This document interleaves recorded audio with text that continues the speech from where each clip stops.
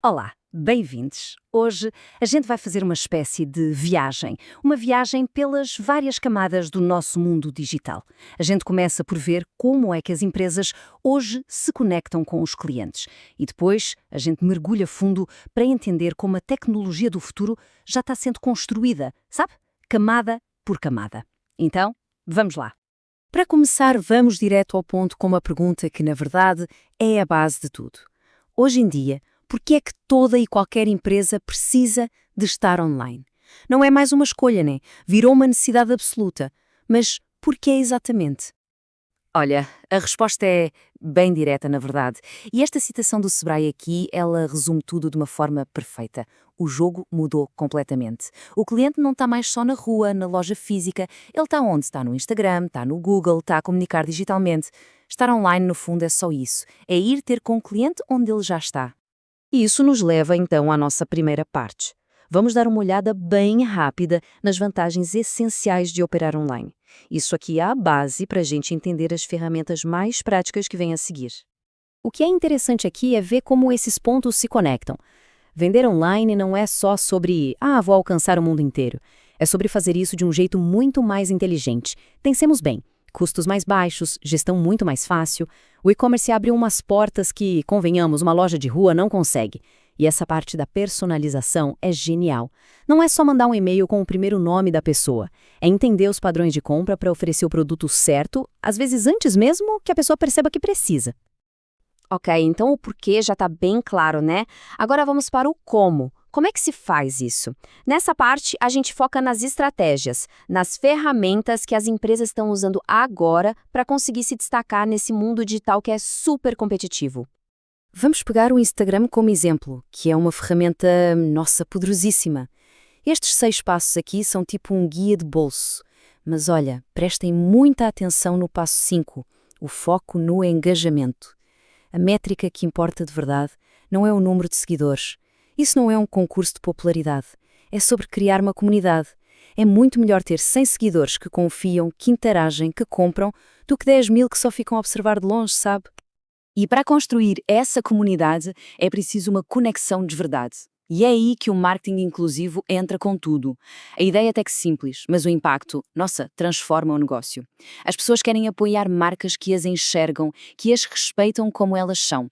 E isso não é só para ficar bem na fotografia, não. Quando uma marca evita estereótipos, usa uma linguagem que conversa com todo mundo, ela constrói uma confiança muito, mas muito mais forte. E confiança vira lealdade, vira uma base de clientes que está ali, firme e forte. Claro, nada disso é de graça, né? Ter essa presença digital tem um custo. Vender nesses gigantes, tipo Amazon, Mercado Livre, tem o seu preço. Essa tabela aqui mostra bem a realidade. As comissões podem chegar a 30%. E isso leva a uma pergunta estratégica que todo o empreendedor tem que se fazer. Será que a visibilidade gigante que essas plataformas dão compensa a fatia do lucro que se tem de abdicar? E é exatamente aqui que a nossa conversa dá uma virada de chave. Pensemos bem. Tudo o que a gente falou até agora, marketing, vendas, redes sociais, tudo acontece num ecrã, num telemóvel, num computador. Mas e se esse ecrã estivesse prestes a desaparecer? Ou melhor, a se expandir para o mundo todo ao nosso redor? A próxima onda da tecnologia está vindo para quebrar exatamente essa barreira. Bem-vindos à computação espacial. É isso mesmo, a gente está a sair de um mundo 2D, de ecrãs planos, e a entrar em ambientes 3D totalmente imersivos. Um lugar onde o digital e o físico se misturam de um jeito que, olha, parecia coisa de filme de ficção científica até ontem.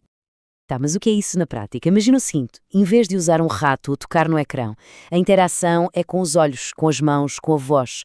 Os aplicativos, as informações não estão mais presos numa caixinha. Eles flutuam no espaço, na nossa sala. Esse é o coração do Vision OS de Apple. Pensemos num arquiteto a ver a maquete 3D do prédio na mesa da sala dele, ou um médico a analisar uma ressonância como se fosse um holograma. O jeito como a gente trabalha, estuda, se diverte, tudo isso pode mudar, e mudar muito. Mas calma, né? Como toda a tecnologia que chega para quebrar barreiras, ela enfrenta uns desafios gigantes. O preço é o primeiro, claro, é caríssimo, mas as questões de privacidade talvez sejam as mais complicadas.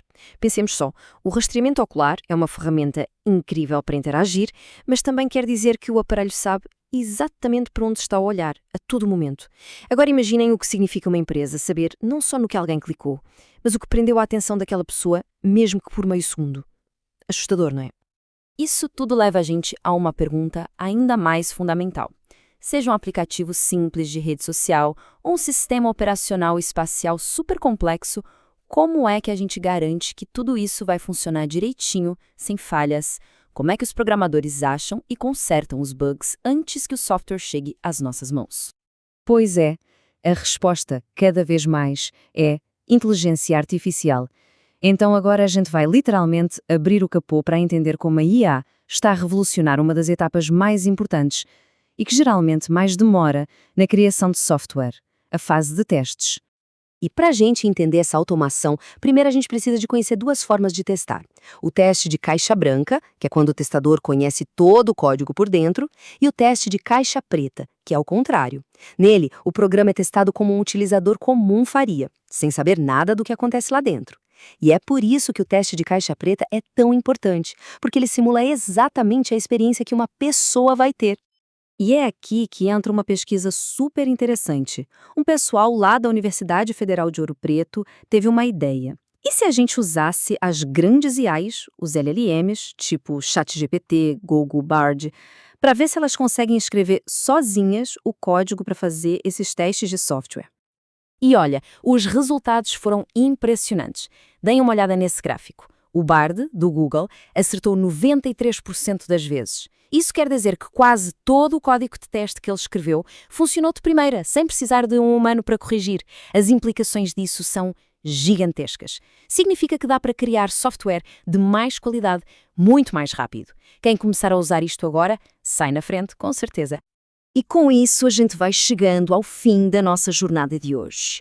A gente viu como a tecnologia define o jeito que as empresas se comunicam hoje, como ela vai mudar a nossa própria interação com o mundo digital e, no fim, como a própria tecnologia está a ser construída de um jeito mais inteligente. O ponto central de tudo isto, o fio que conecta tudo, é um só. A gente está a ver nascer uma nova parceria. Seja o gestor de marketing a usar IA para melhorar uma campanha, seja alguém a interagir com um sistema operacional no meio da sala ou um programador a usar IA para testar o próprio código. O tema é sempre o mesmo, a colaboração entre a criatividade humana e a inteligência da máquina. E isto tudo deixa a gente com uma última pergunta, para pensar mesmo. Se as máquinas estão a ficar cada vez melhores nas tarefas técnicas, repetitivas, como escrever código, analisar dados, o que sobra para nós? Onde está o nosso valor? Talvez a nossa habilidade mais preciosa seja a criatividade, o pensamento estratégico, a capacidade de fazer as perguntas que a máquina não sabe fazer. Essa, sim, é a grande questão para o futuro. Obrigado pela companhia e até à próxima.